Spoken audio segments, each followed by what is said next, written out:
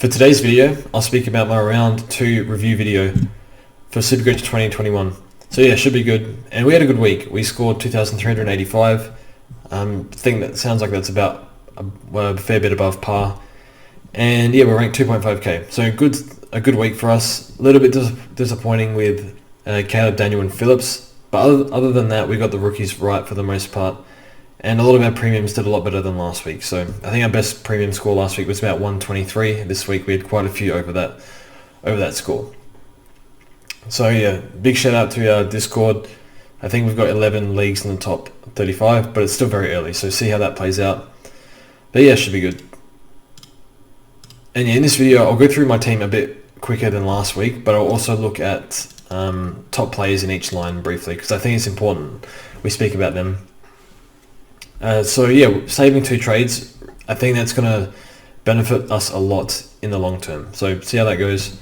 And yeah, defense was great. Lloyd and Laird, that's sort of the scoring we expect from them every week. Maybe Lloyd 120, Laird 110, hopefully. But yeah, good to see Lloyd bounce back. They didn't have many games in the preseason. So good to see him build into the season so far. Caleb Daniels, he's actually a terrible player at times, I think. He had it's a bit uncharacteristic of him to have so many unforced errors and just got caught holding the ball at times, clangers and stuff like that. What annoys me about him is just the way he plays. He just looks for cheapies. He just stays open. He hangs off his man. It's very frustrating to watch, and I had him as the number 2 defender this year. I don't think that's possible given he doesn't really intercept and stuff like that. So he's very frustrating to watch, but he scored really well in the preseason, scored well last week. Disposal count was still pretty high, had 26, but just lost a lot of points in big moments in the fourth quarter as well. Really frustrating player. He's definitely not number 2 on my list anymore, but we'll see. Jaden Short was really good. Didn't get that many kickouts as well, so for him to score that high is fantastic. So definitely a keeper this year, Jaden Short, and very happy with that. Clark, I didn't see the game, but 67, hopefully he just keeps playing, and Highmore's taking kickouts. So that's really encouraging, so I'm glad we can have him on field. And then the bench, I think, yeah, this is a really good setup. Highmore D6. Butts isn't going to score much, but he's had really tough asks. He's had to deal with Buddy and Hawkins, so it only gets easier from here. And then Cozzy's fine. Dropped a few marks, unfortunately, so yeah, I'm really happy with the defense setup. The only thing I don't like is I wish I had Ridley over Daniel. We'll speak about Ridley when we look at defenders. So midfield was great. Steele kicked 3 goals. He was fantastic. I think with Steele, it was probably a mistake starting him because, first of all, I didn't really recognise this, but I only noticed because Hunter was getting destroyed so badly last week and this week. He doesn't have Ryder or Marshall tapping to him, whereas Gorn has... Oliver has Gorn tapping to him, so it's a pretty big difference. So with Steele, for him to kick 3 goals, played a lot forward, a bit concerning. So yeah, definitely an upgrade target. Expect him to start scoring better with Marshall and Ryder back, but my bias was too strong. I wasn't willing to part ways with Steele. So that's fine. And then Oliver was fantastic. Just the one putting up huge numbers and only scoring like 130s. So yeah, he's going to have some huge games, and almost dropped him because of he missed that Amy game. Lucky we didn't. So that's fine. And Jack McRae, getting the most CBAs again. Machine plays North next week. I said on Twitter that Bont is going to send North to Tasmania, I think, because I am very worried about what's going to happen to North against that midfield, but see how we go. Zach Mira, I think this was a bit of a hype pick. We saw more CBAs, better preseason. Coaches said that he was going to take his game to another level. Give him a few more weeks, I think. Obviously, we're keeping him for the year, but hopefully in a few more weeks he starts to get going. Tough game against Port and was tagged in round 1, so that's fine. Campbell, really good. Taking kickouts, using it off halfback a lot. Pretty deadly kick. So those 60-metre kicks are, pretty deadly. So, yeah, played really well against the Crows. Tom Power, we benched this week because he plays the Dogs. We need to trade Jordan in, so we'll speak about that after. Sam Berry, good, a ton of tackles, and it's keeping his squad healthy. Seems to not running games out super well, but Crows should definitely keep playing him. And then Errol Gordon. This is ridiculous. We've never seen anything like this before. So yeah, just him and Campbell just kicking, especially Gordon's kicks to Buddy, were really fantastic to watch. So really exciting. Even though the Crows were losing, it was just a pleasure to watch, to be honest. So yep, he's a star already. So that's unbelievable. And I'm not sure how. There's no way he's a keeper. Surely not. But probably going to could easily get to 450k, I reckon. I think so. That's fine. And then the bench. So we didn't trade Jordan in because we didn't know which rookie we wanted to cut. And if we were going to cut somebody, it would have been McNeil. So with Brockman, he was really good in the Amy game, so I didn't really want to trade him, but he only scored 22 last week. But yeah, bounced back really well. Really good player. McNeil was another one. I liked McNeil from what I heard in the preseason, and he's a year older than the younger draftees, so I didn't really want to. I wanted to see him get another chance because his pressure was good. It's just he panicked a little bit, so he was better. Third quarter, he was really. I think BT kept calling him O'Neal, but yeah, he was playing really well in that third quarter. He had a big impact. And then Scott, probably he's the one to go. He was terrible, and I don't know how he plays another game, to be honest, but we'll see. Yeah, Gordon Grundy over Flynn. So all of a sudden, like if you have a Flynn at R2, I think it's fine, but you do have Gordon Grundy the next 2 weeks, so you might need to sit tight for the next 2 weeks, and then it'll be better from there. But yeah, it looks like Gordon Grundy was the right call. But yeah, Flynn, I guess, is fine for now, but they bounced back. I was worried with how the Rucks are going, but how it looks, especially with Gorn, and Flynn was doing this in round 1, is rather than go forward, they're taking marks down back. So yeah, even though Gorn went forward a little bit, he was more defense than forward. So that's good. And yeah, the forward line. So Dunkley, 122. I am 100% sure he will be F1.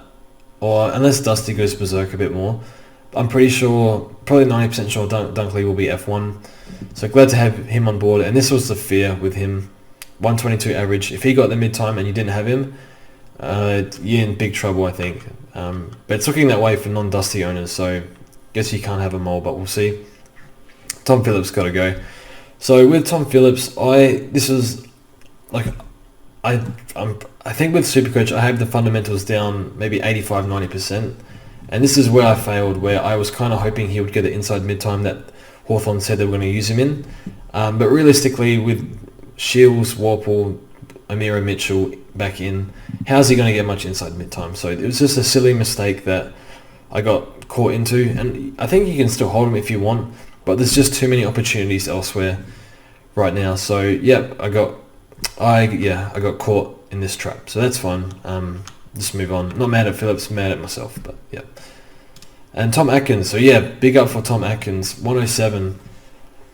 He's kind of, we need him to fire every week because he's our pod and kind of, not sure I'll say the ticket to get up the ranks, but he's a big part as to why we can move up in the ranks. So 290k, hopefully he's a keeper. Playing really well off halfback.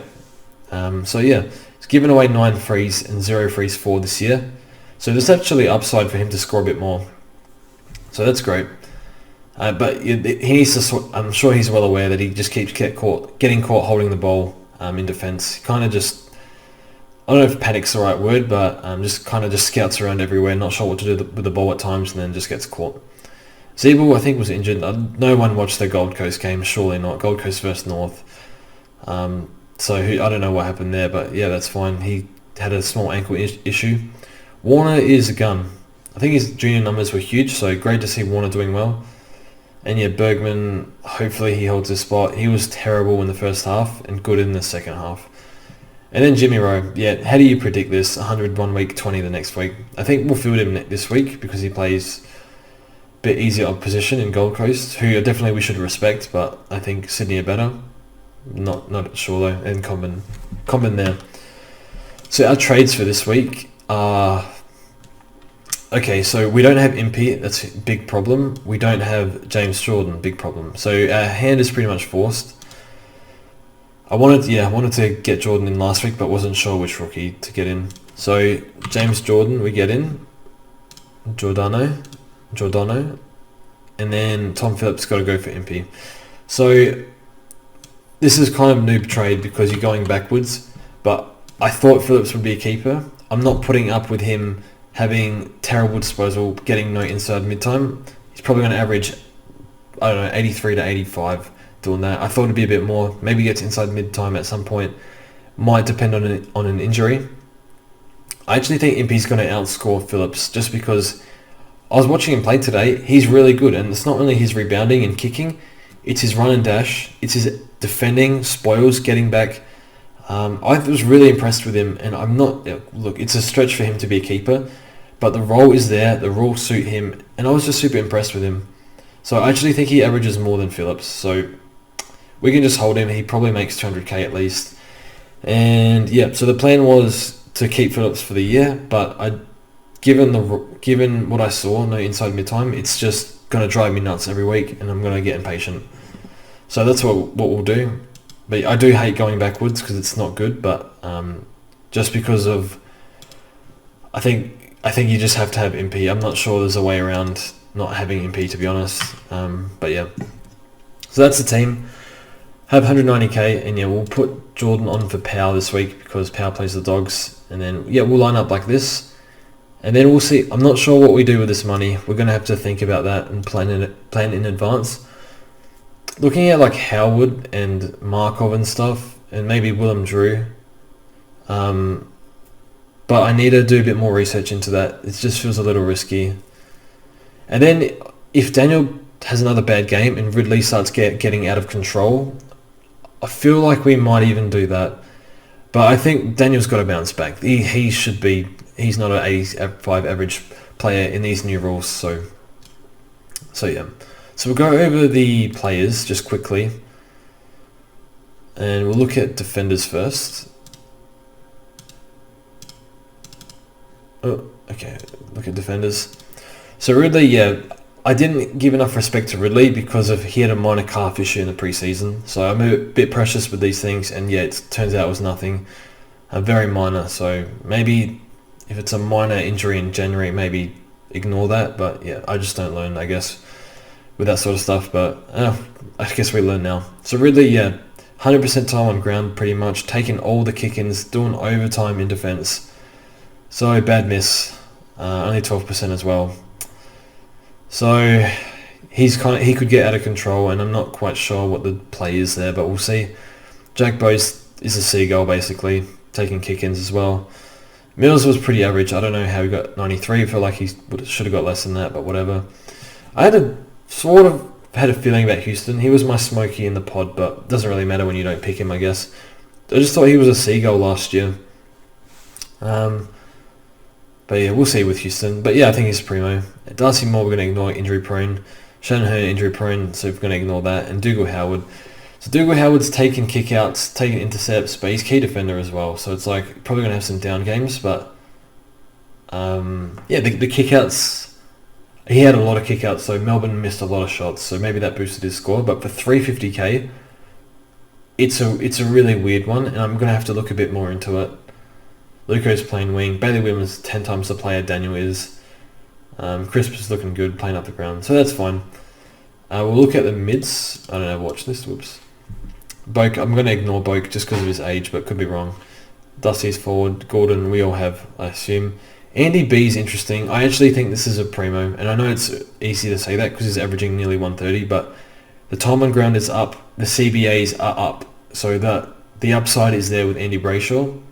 And yeah, more improvement. Shown good rate of improvement over the past 2 years. I actually think this is real, and I really think he's out of him and Walsh. Now, given how pathetic Carlton look, I would actually go Brayshaw. Mitchell, we need to get in ASAP. Bont, we need to get in ASAP wherever he is. Chera's, yeah, more CBAs for Chera, so a bit of upside there, but not 100% sure. Selwood, don't care. Walsh is cool. Guthrie, don't really care about that, but it could be good. Yeah, who cares about the rest of this for now? Ruckman, who cares? Forward line. Okay, so Taylor Walker. Honestly, this game throws some spanners sometimes. So Taylor Walker's playing like Wayne Carey. Reminds me of when John O'Brien averaged like 140 for half a season. So with Walker, what's interesting is, we'll speak about this more about on the pod. So one thing to note is he's played on Kaladajny, who was pathetic on him, and he played on Rampy as well, and Rampy is much shorter than Taylor Walker. So it's a bit of a mismatch. I don't know if McCann went to him, I don't remember at all, but yeah. Walker's in unreal form. I think the Crows' game style, they're trying to bring the ball in a bit lower, not trying to bomb it, because bombing it, Taylor Walker doesn't really crash the pack, so it's not good for him. But he had a great preseason, played really good in the preseason as well. Is he a primo? Honestly, I wouldn't have a clue, because this year the scoring is so far up, and this sort of form, we haven't seen it for like 8 years, to be honest. Had a few good years like 3-4 years ago, but he's been rubbish for like 3 years. But good preseason, better vibe around the club, stuff like that. Looks good. And also our second key forward at the Crows is pretty terrible. So this week, yeah, he played on Kaladajny and Rampy. Now he'll play on Sam Collins, who should restrict him a little bit more. At the worst, I think it's fine, because he should easily make 150k. So I think it's fine if you want him, but it's just like, it's so hard. How do you bring this in 300k in round 2? If you want to bring him in, it's fine. He's basically a cash cow that you can field. Dusty, big problem. He wants to win the Brownlow this year. Yeah, Burgoyne tried to tag him. Burgoyne too old. Dusty was getting like 5 meters separation on him far too easily, so that doesn't count as a tag. So hopefully they get some more time into him for non-owner's sake. But Butters, I don't understand this. So he's a star of the game. We all know that, but CBAs are low, and he's playing mostly half forward and following up in the contest. 36 touches with 7 CBAs. I'm not sure I've ever seen anything like that before. So it just speaks volumes of how special Butters is. He did play Essendon and North, their bottom 4, you would think. So I'm going to let this one go. Can't get to him, but yeah, great pick if you got him. I didn't see this coming, given he said he was a higher half forward. But with the new rules, we're still trying to figure out what's going on. Can a half forward be Supercoach? Can that be a Supercoach friendly role? I'm not sure quite yet. And with Rosie coming in the team, maybe he gets more mid-time as well. So yeah, bad miss, but it's fine. Heaney playing forward, I don't care about that. I don't know who this is. Cripps, I don't know who that is. Oh, I do know, I don't really care though. Dre playing defense, def forward, okay, that's interesting, but I don't know about, not sure about Dre. Tom Atkins, 11th, awesome. Big up for Tom Atkins. Jarman MP's up there as well. So the forward quality is actually pretty weak, because like Marshall side bottom come in. I don't actually trust side bottom, to be honest. He's playing a lot forward. Marshall, how's he going to go with the new rules? Yeah, well, I want to see that. And then I think we just need to get in Danger and Dusty. And then it's like Butters is there and stuff. And like Tomahawk's always going to be there. But with Cameron, how does he score? I think like Impey Hind I like. But Hind is more outside. Better for AFL Fantasy. So in the forward line, I think I just need to get Dusty and Danger. And then we'll go from there. Maybe we go get Butters in eventually or something. I'm not exactly sure. But yeah, Impey's like pretty high. Impey's like 13th. Could these halfbacks actually be keepers? I don't know. We've been talking for way too long. Anyway, thanks for watching the video, guys. Let me know how you went in the comments. And yeah, see you guys soon.